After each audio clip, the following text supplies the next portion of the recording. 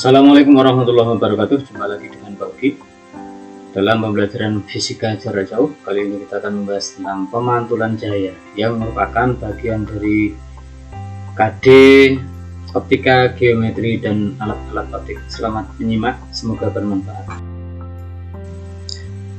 Baiklah, selanjutnya akan kita bahas tentang pemantulan cahaya yang di sebelah kiri kita ini ada 3 gambar. Yang pertama atau yang atas ini adalah gambar dari cermin cembung. Ini adalah cermin di pertigaan jalan ya, yang sering kita temui di sekitar kita. Yang bawah adalah lampu senter, yang ini adalah lampu mobil.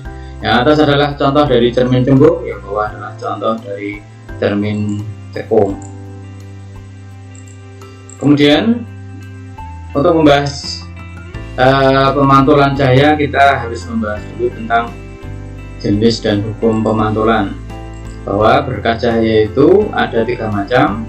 Yang pertama adalah berkah cahaya paralel atau sejajar. Ini dihasilkan oleh cahaya matahari contohnya. Jadi benda-benda yang jauh, yang aslinya adalah cahaya yang memancar ke segala arah, tetapi untuk posisi yang sangat jauh maka sampai di tempat kita adalah berupa cahaya yang paralel atau sejajar. Contoh lain adalah cahaya dari lampu yang disenterkan, misalnya lampu mobil, lampu senter, dan sebagainya. Kemudian yang kedua adalah berkas cahaya yang menyebar atau memancar atau divergen. Ini contohnya adalah lampu di rumah kita, lilin, dia memancar ke segala arah dan sifatnya adalah menyebar. Kemudian yang ketiga adalah berkah cahaya konvergen atau mengumpul. Ini biasanya dihasilkan oleh cahaya yang sudah dilewatkan pada perangkat tertentu, misalnya yang sudah dilewatkan pada lensa positif atau sudah dipantulkan pada cermin cekung. Jadi cermin cekung itu nanti hasilnya adalah mengumpulkan seperti ini. Jenis-jenis pemantulan cahaya. Pemantulan cahaya ada pemantulan baur dan pemantulan teratur. Nah, pemantulan baur itu berkah cahayanya sejajar, kemudian dipantulkan secara baur atau tidak teratur. Efeknya adalah nanti tidak menyilaukan mata, dan contoh di sekitar kita misalnya adalah di bawah kolong meja, kolong tempat tidur itu tetap ada cahaya yang masuk atau dia akan ada penerangan. Itu karena pemantulan tidak teratur dari benda-benda di sekitarnya, misalnya dinding atau benda-benda lain yang sifatnya memancarkan, sifatnya adalah memantulkan cahaya. Yang kedua adalah pemantulan teratur. Pemantulan teratur itu cahaya yang datang, cahaya yang teratur atau sejajar, maka akan dipantulkan lagi berupa cahaya yang teratur atau sejajar.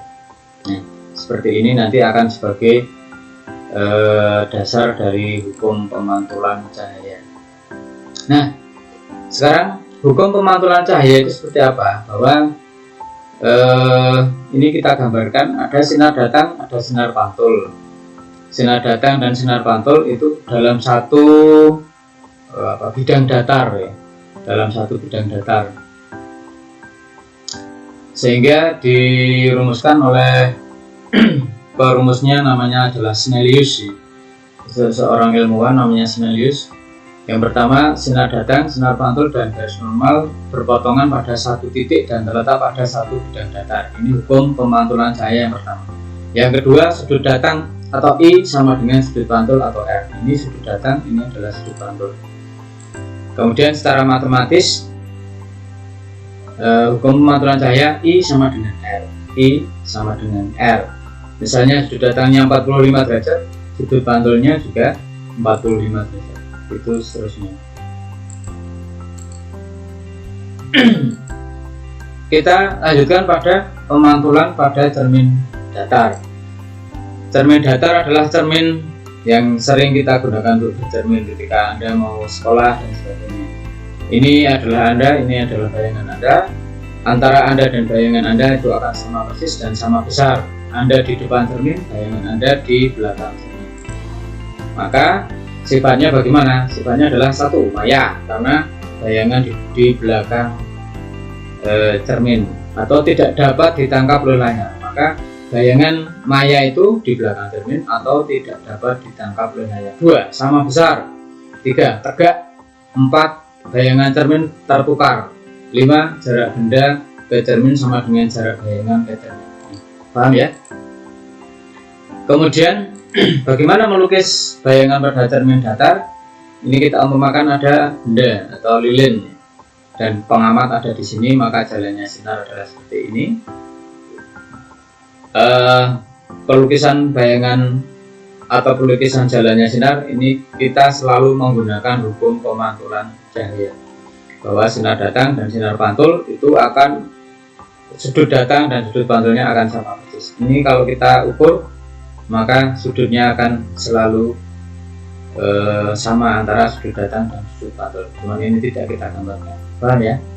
Ini bendanya, ini bayangannya, ini pengamat. Ini sama dengan orang yang bercermin tadi. Kita lanjutkan untuk pemantulan pada cermin lengkung. Apa itu cermin lengkung? Cermin lengkung merupakan bagian dari permukaan bola berongga. Jadi kita bayangkan sebuah bola yang berongga itu ya, bola yang berongga. Maka dari bola yang berongga itu nanti ada sisi dalamnya, ada sisi luarnya. Nah, sisi dalamnya apabila yang berfungsi sebagai cermin adalah bagian dalam, maka dia adalah cermin cekung seperti ini. Apabila yang berfungsi adalah bagian luarnya, maka dia akan menjadi cermin cembung. Contohnya adalah seperti ini. Di kehidupan kita sehari-hari, seumpama Anda punya sendok itu ada itu, maka dari luar sendok itu adalah contoh dari cermin cembung, di dalam sendok itu adalah contoh dari cermin cekung. Ini saya kebetulan tidak menyiapkan, maaf. Kemudian kita bahas satu persatu. Bagaimana pemantulan pada cermin cekung? Cermin cekung bersifat mengumpulkan cahaya atau konvergen dan disebut juga cermin positif. Dari namanya kita sudah dapat membayangkan atau bagaimana cermin cekung ini, dan tidak usah membayangkan karena di sekitar kita banyak. Cermin ini berbentuk cekung dan atau melengkung ke dalam. Cermin ini memiliki nama lain adalah cermin konkav atau mengumpulkan cahaya. Kita gambarkan seperti ini. Atau pada cermin cekung itu kita biasanya menggunakan sinar-sinar istimewa. Ini adalah sumbu utama cermin. Sumbu utama cermin itu di situ ada titik-titik, titik O, titik F, dan titik M. Titik O namanya adalah titik pusat cermin, titik F adalah titik fokus, titik M adalah titik pusat kelengkungan cermin. Jadi di sini adalah jaraknya adalah jari-jari dari cermin itu.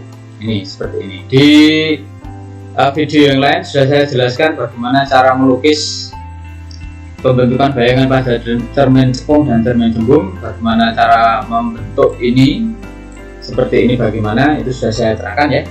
Nah, sekarang untuk sinar-sinar istimewa. Sinar-sinar istimewa yang pertama adalah sinar yang sejajar sumbu utama. Ini sumbu utama.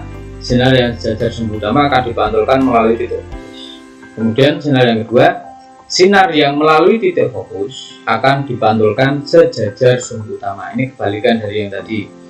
Kemudian sinar yang ketiga, sinar istimewa yang ketiga adalah sinar yang melalui titik M atau titik pusat kelengkungan cermin akan dipantulkan melalui titik itu pula. Nah, ini deskripsinya ada di sebelah sini. Ini sama dengan apa yang saya sampaikan tadi. Paham ya? Kemudian, bagaimana cara melukis bayangan pada cermin cekung? Ini sudah jadi. Langkah pertama adalah Anda membuat sumbu utama, seperti di video saya yang terdahulu. Membuat sumbu utama. Ada titik O, titik F, titik M. Ini menggunakan jangka melengkung di sini, kemudian kita arsir di luar. Kemudian kita meletakkan posisi bendanya ada di mana. Ini tergantung dari jarak benda itu seberapa. Jarak bendanya misalnya 50 cm, kita letakkan di sini. Kalau benda 50 cm maka kurang lebihnya jari-jari dari cermin itu adalah 25 cm. Kemudian jarak fokusnya adalah separuh dari 25 cm 12,5, itu seterusnya. Jadi ini merupakan perbandingannya harus sama dan kita usahakan tepat biar nanti hasil bayangannya juga akan representatif. Kita menggunakan, atau kebetulan ini menggunakan dua sinar istimewa, yaitu sinar 1 dan 3. Sinar yang jajar sumbu utama pada cermin cekung akan dipantulkan melalui titik fokus. Kemudian sinar yang melalui titik pusat kelengkungan cermin akan dipantulkan lagi melalui titik itu pula. Jadi sinar datang dan sinar pantul melalui jalur yang sama. Kemudian di manakah terbentuknya bayangan? Di sini, yaitu tempat pertemuan sinar pantul. Bagaimana sifat bayangannya? Sifat bayangannya adalah nyata karena dia berada di depan cermin cekung. Diperkecil karena di sini ini benarnya besar, ini bayangannya kecil, kemudian terbalik. Ini ke atas, ini ke bawah. Jelas ya? Contoh yang lain,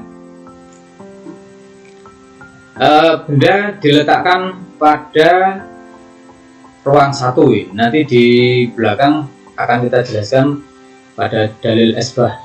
Di ruang 1 yaitu antara O dan F. Kalau di ruang 1 maka penggambarannya adalah seperti ini.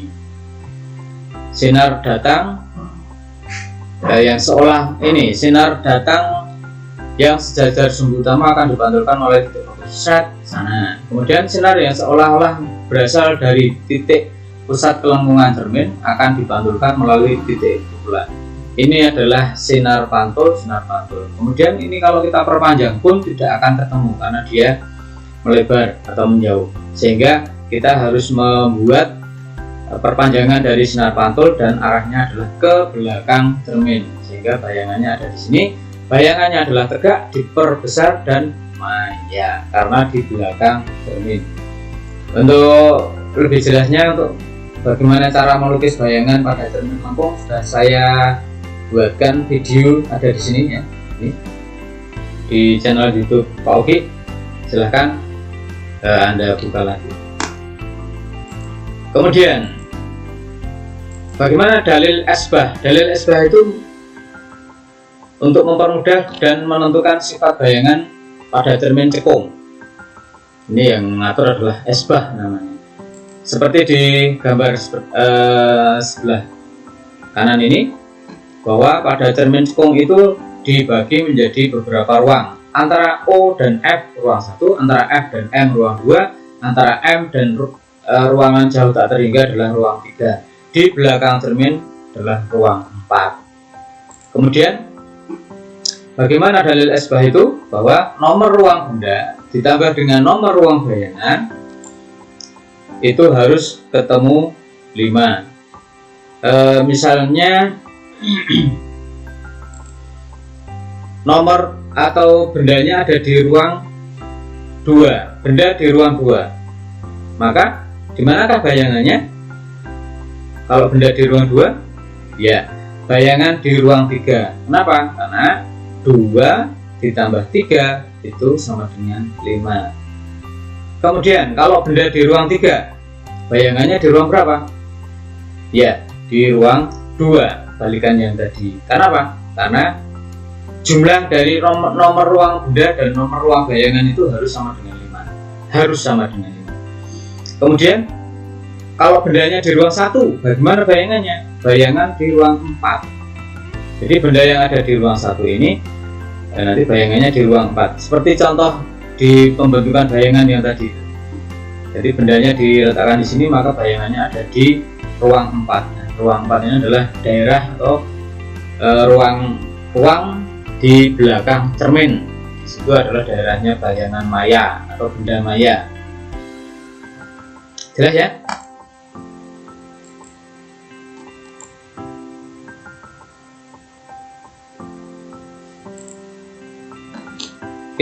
Kita coba melihat Pak Oki menyiapkan animasi untuk pembentukan bayangan dan kita menerapkan dalil esbah ini.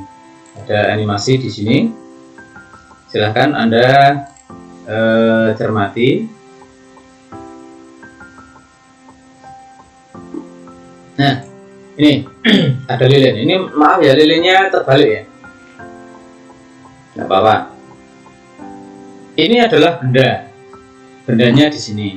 Nah, kita kecilkan aja ya, biar kita tahu aturan dalil esbahnya. Nah, ini seperti ini ya.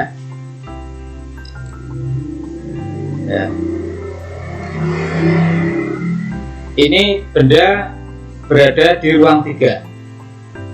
Di ruang 3.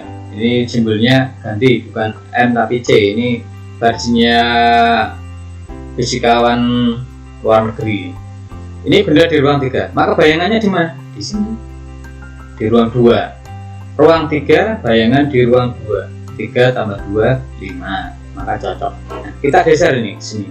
Nah, benda di ruang 2. Bayangan di ruang berapa? Ruang 3.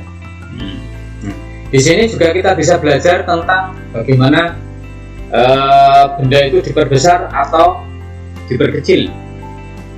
Kalau bendanya di ruang 2, maka bayangannya di ruang 3. Ini sesuai dengan dalil esbah. Benda di ruang 2, bayangan di ruang 3.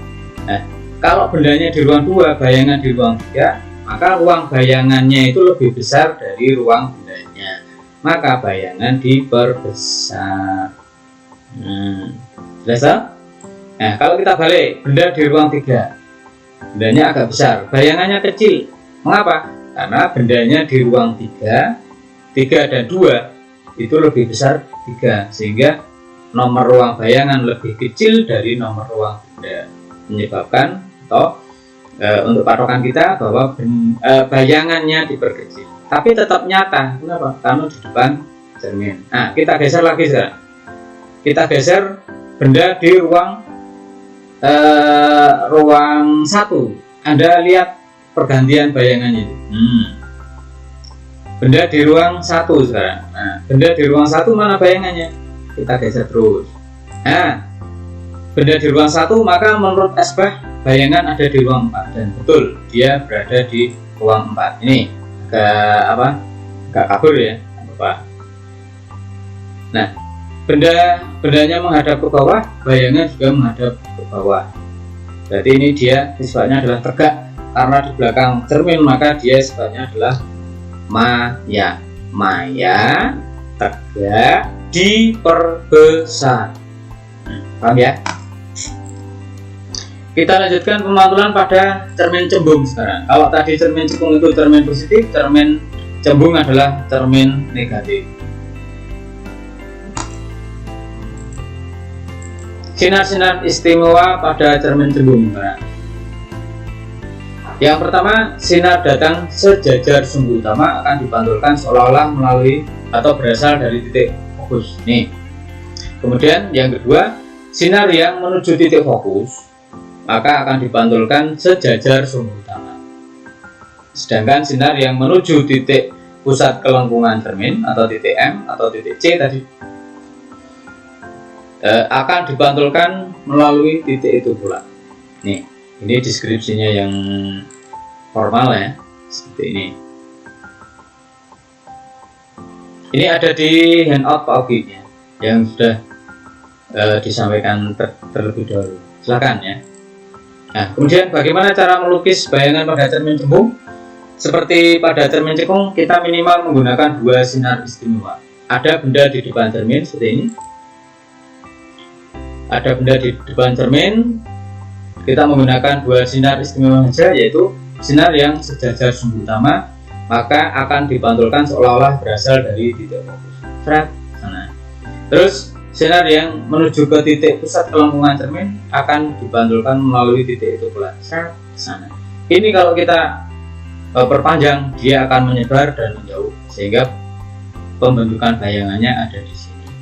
Ini adalah bayangan dari benda yang ada di depan cermin cembung. Kalau ini kita geser ke sana kemari pun, nanti tetap bayangannya adalah maya tegak diperkecil, sehingga untuk benda nyata bayangan yang dihasilkan selalu selalu maya tegak dan diperkecil. Sudah ya. Kemudian dalil esbah untuk cermin cembung. Tadi untuk cermin cembung, sekarang cermin cembung. Dalil esbahnya seperti ini. letak-letaknya hampir sama ya, hampir sama dengan cermin cekung tadi. Cuman untuk cermin cekung daerah benda nyatanya itu tadi untuk cermin cekung justru lebih banyak. Kalau cermin cembung cuman ruang 4. Jadi di depan cermin cembung itu hanya ada satu ruang, yaitu ruang 4. Berbeda dengan cermin cekung tadi, Anda bandingkan ya. Sedangkan di belakang cermin itu justru ada 3 ruang. Ruang 1, ruang 2, ruang 3. Dan ini semuanya adalah wilayahnya benda maya dan bayangan maya. Untuk kali ini mungkin Pak Ogi tidak akan menerangkan bagaimana benda maya, karena kita hanya berada di dunia maya ya. Kalau Anda masuk di kelas, saya akan menerangkan secara detail bagaimana benda maya. Kalau jarak jauh seperti ini, Pak Ogi agak kesusahan cara bagaimana menerangkan benda maya ya. Ruang-ruangannya adalah seperti ini. Ruang 1 adalah antara titik O dan titik M. Ruang 2 antara titik F dan titik M. Ruang 3 adalah antara M dan ruang jauh tak terhingga, tapi di belakang cermin. Ini di belakang cermin, ini di depan cermin. Kemudian dalil isbahnya sama dengan di cermin cekung, bahwa nomor ruang benda ditambah nomor ruang bayangan itu harus ketemu 5. Sedangkan benda nyata itu hanya ada di ruang 4. Maka bayangan itu tadi dikatakan selalu maya, selalu diperkecil, karena benda nyata yang di ruang 4 itu bayangannya ya hanya selalu ada di sini, di ruang 1. Karena 4 tambah 1 adalah 5. Nah, nih jelas ya. Nah, untuk lebih memperjelas, kita tampilkan animasi pembentukan bayangan pada cermin cembung. Nih, seperti ini.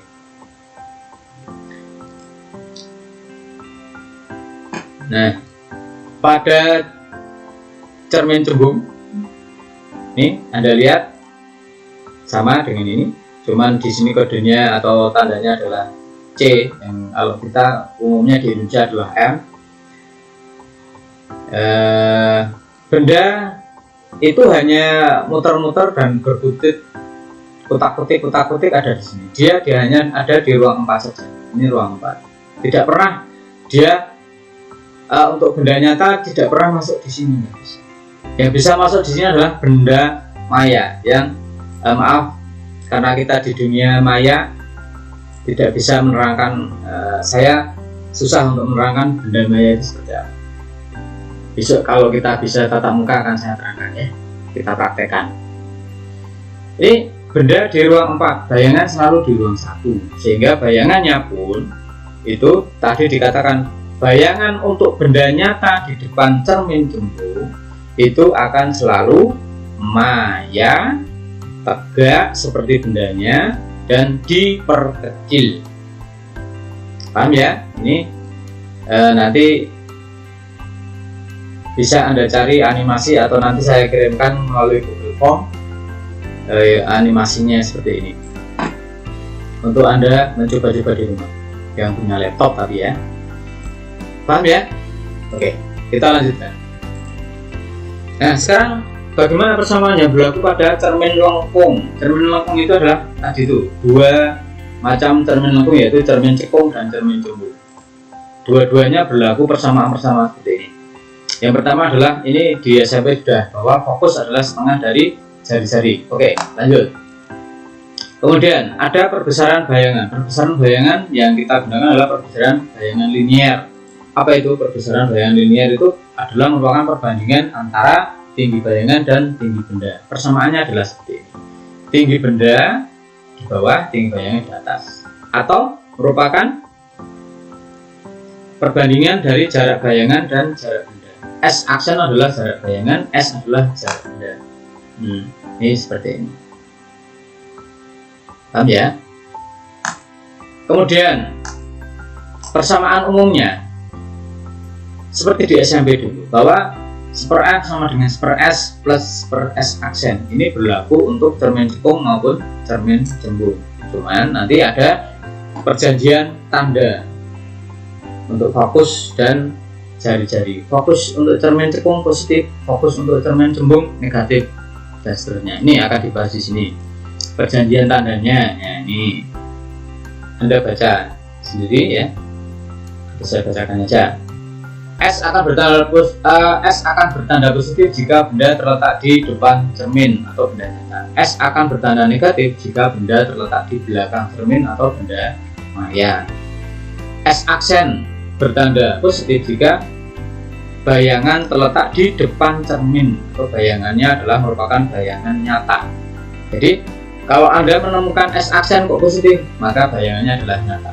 S aksen bertanda negatif jika bayangan terletak di belakang cermin atau bayangannya maya. Nah, F dan R bertanda positif untuk cermin cekung, F dan R bertanda negatif untuk cermin cembung. Paham ya? Nah,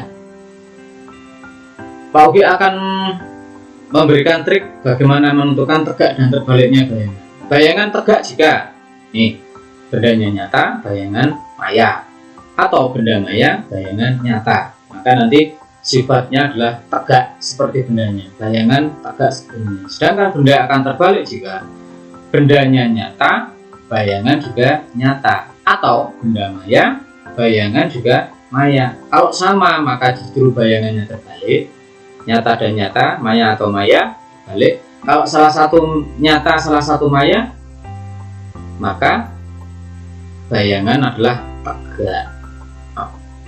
Bendanya maya, bayangan nyata, atau benda nyata, bayangan maya, maka dia akan tegak. Gitu ya. Dan ini berlaku untuk cermin dan lensa seperti ini. Lensa akan kita bahas nanti ya. Oke, kita lanjutkan sekarang contoh soal. Ini adalah contoh soal untuk cermin cekung dulu. Ini salah satu. Jarak fokus sebuah cermin cekung 8 cm. Kemudian tinggi benda adalah 4 cm. Diletakkan pada 20 cm di depan cermin tersebut.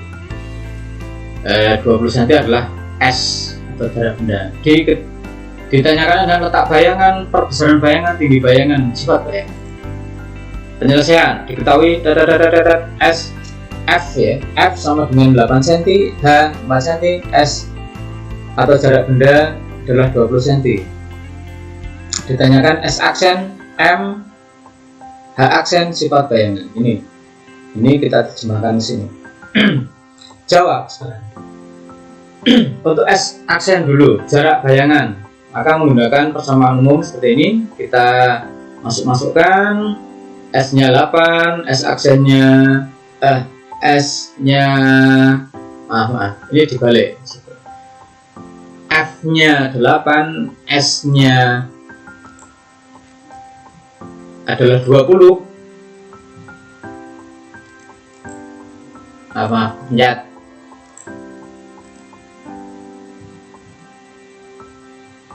Kita masukkan seperti ini sehingga ketemunya adalah 4/3. 40/3 maksudnya. Jadi letak bayangannya adalah 13,33. Ini kalau kita desimalkan 40 dibagi 3 ketemunya seperti ini. Kemudian bagaimana perbesarannya? Perbesaran karena ini yang diketahui atau yang sudah ketemu adalah jarak benda ada, jarak bayangan ada, maka kita lebih baik menggunakan persamaan ini untuk mencari berapa perbesaran bayangannya. S aksen dibagi S. Ini kenapa ada garis seperti ini? Ini adalah tanda mutlak. Nanti yang dimasukkan negatif pun kita nanti ketemunya adalah positif. S aksennya 40 dibagi 3. Atau kemudian S-nya adalah 2. Sehingga perbesarannya adalah 2/3 kali. Ini diperkecil berarti ya. Kemudian H aksen. H aksennya berapa? H aksennya adalah kita cari menggunakan persamaan ini. Ada M, ada H. H aksen dibagi H. Kita menggunakan persamaan. H adalah M kali H. M adalah perbesaran yang tadi kita peroleh tadi, yaitu 2/3 kali 4. H adalah 4 cm. Sehingga tinggi bayangannya adalah 8/3. Kemudian sifat bayangannya bagaimana? Nyata ya.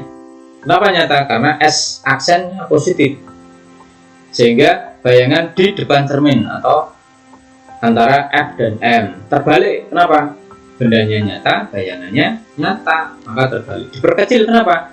Karena M-nya adalah 2/3, dia lebih kecil dari 1, sehingga bayangannya lebih kecil dari bendanya. Jelas ya?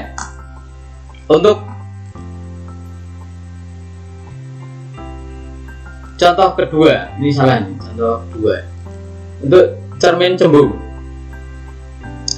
Untuk cermin cembung, jari-jari sekian, jari sininya 100, kemudian jarak bendanya 75. Diketahuinya seperti ini ya. Ini terjemahan dari sini. Diketahuinya R negatif 100, F negatif 50. Kenapa? Karena cermin cembung. Ini separuh dari jari-jari. Ditanyakan adalah S aksen, M dan sifat bayangan. Langsung saja. Menggunakan persamaan seperti yang tadi di cermin cembung, maka ketemunya adalah seperti ini. Negatif 50, jangan lupa Anda memasukkan negatif pada fokus. Ini biasanya yang menyebabkan salah ada di sini. Cermin cembung tapi lupa tidak memasukkan negatif, maka ketemunya akan salah. Ini S aksen ketemunya negatif 30. Kemudian bagaimana perbesaran bayangannya? Perbesaran bayangannya adalah S aksen dibagi S, 30 dibagi 75, 0,3 kali. Bagaimana sifatnya? Sifatnya adalah maya karena S aksennya negatif, tegak karena bendanya nyata bayangan maya, diperkecil karena perbesarannya adalah kurang dari 1, di ruang 1 karena benda di ruang 4. Ini menggunakan dalil S. Cukup ya. Terima kasih, sekian, semoga bermanfaat. Assalamualaikum warahmatullahi wabarakatuh.